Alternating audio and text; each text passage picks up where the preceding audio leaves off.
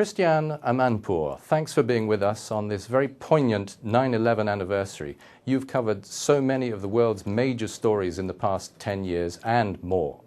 Tell us what you think. The Bush-Cheney Administration called its war against terrorism a defense of freedom, and the world has experienced the 10-year journey in very different ways. Was this a journey for revenge or for something more noble?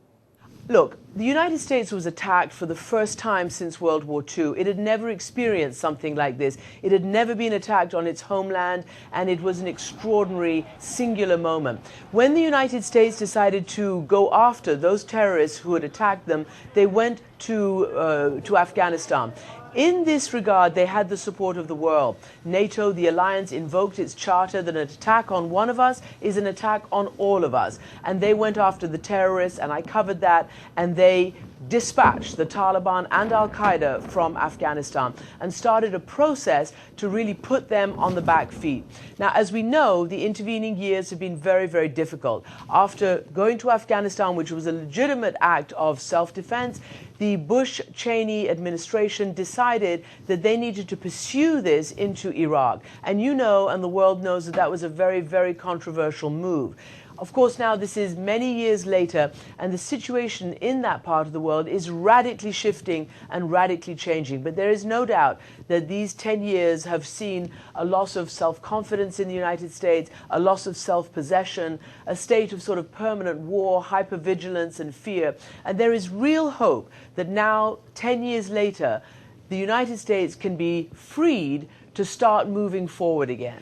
It is very, very important that Osama bin Laden was found and was killed before the 10th year anniversary. It is very important symbolically and materially for the United States that Ground Zero is no longer a wreckage and a construction site, but that a memorial has been built. If I might ask about sacrifice, which is one of the things represented in the commemorations being held, the US led this war, shed its soldiers' blood, so did other nations, but the US went deep into debt for it, but not the new 21st century powers. Americans did what they felt was right.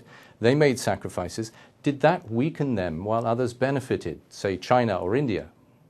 Well, as you say, the United States did go into these wars supported by many of its allies, and it has come at really terrible costs. And it's not just the United States that's in economic trouble right now. It's also Western allies in Europe as well.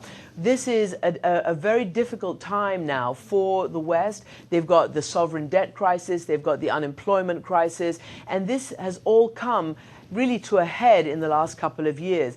It's hard to know whether it's specifically linked to the wars. You know, again, these are very political commentaries, and people have very varying answers and questions about that. However, this is a fact right now that the Western powers are under extreme and some would say unprecedented economic and social pressure.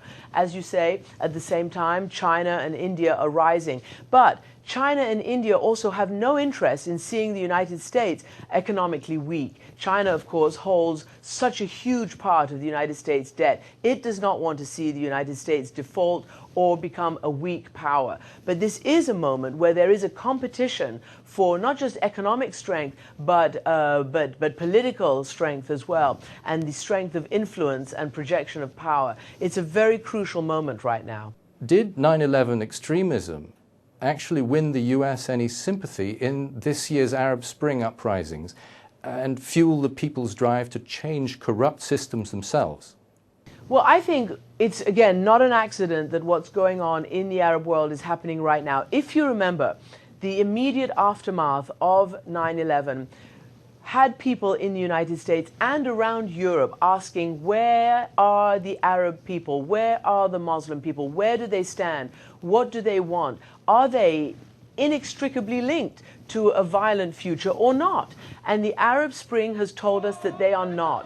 that they are now putting their moderate voice forward for freedom, for democracy, for all the kinds of things that we all want for ourselves and for our children, for a better economic life, for accountable government, for a say in how their countries and how their governments are run. This is a dramatic moment, a moment of huge opportunity, and in my view, a direct repudiation of the extremism, the bin Ladenism that led to 9/11. It's extraordinarily important, and it's not just the United States which was attacked on 9/11, although that was the huge, big attack, but London was attacked, Madrid was attacked, other parts of our world were attacked. And this now is a repudiation of that, and it presents a huge, huge opportunity. And I just hope the United States and the Western powers will seize this opportunity for what it is. Seizing those opportunities for a better future. Thank you very much for being with us, Christiane Amanpour.